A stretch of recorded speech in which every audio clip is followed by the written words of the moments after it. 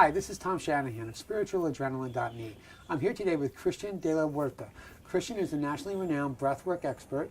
He's the author of Coming Out Spiritually and the upcoming book, Soulful Power. Christian, thank you so much for coming in today. Thanks, Tom. Taking us in this beautiful place. Christian, how can breathwork, a focus on breathwork, specifically aid people in recovery? Yeah, you know, it's like, that's something that I call going into the frenzy. And I think of that, you know, the like feeding frenzy of a shark, when you see sharks just going into that frenzy. And so when that hits us, when that frenzy hits, whether it's for a cigarette or for a pint of vodka or a pint of Ben and Jerry's, or to pick up the phone and call somebody, you know, that I've got to call them, and or that text, or whatever it is, hooking up with somebody online, or picking up the joystick and going for the gaming.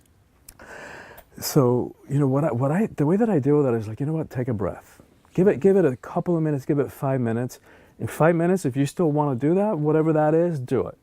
But don't pay the price of going right for it, because what you might be doing is covering up information that's really good for you to know about yourself. It's like, wait a minute, well, maybe, what am I really feeling under the frenzy? Mm-hmm.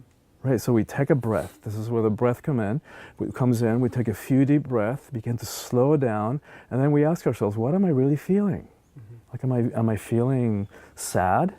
Am I feeling worried about something? Am I feeling lonely? Am I feeling vulnerable? Let me ask a question. When I was using alcohol and drugs, and what I recognized was that by the time I recognized the impulse, yeah, I was already gone. I was off to the races. Yeah. So the question is, how do people who are in that either an active mm-hmm. state of using or an early recovery, how do they start to recognize the impulse to avoid acting on it? Do you have any recommendations? I think it's, to me, it's when that discomfort starts to rise, and then we're trying to numb it out. That's what we're trying to do, is like cover it up and not feel whatever we're trying to feel. So we're trying to stuff emotions, we're trying to not think about something or someone, and so that's the addictive part of it, or that's what we're trying to cover up with whatever substance or activity. Right. So, but as long as we do that, we all know it's only going to get worse. We can't sweep it under the rug. No, I agree with you, and I think that recommendation to look for the discomfort is really, really a good point, and that will help a lot of people that are out there. Yes, and then use the breath. And then use the breath. Go back to the breath, which is your mantra. Really. Yes. Christian, thank you so much for coming today. Yes, if you're interested in more on this topic and other topics, you can visit Christian's website at www.soulfulpower.com. Or you can look for his upcoming book, Soulful Power. Christian, thanks again for coming out. I appreciate it. Thank you.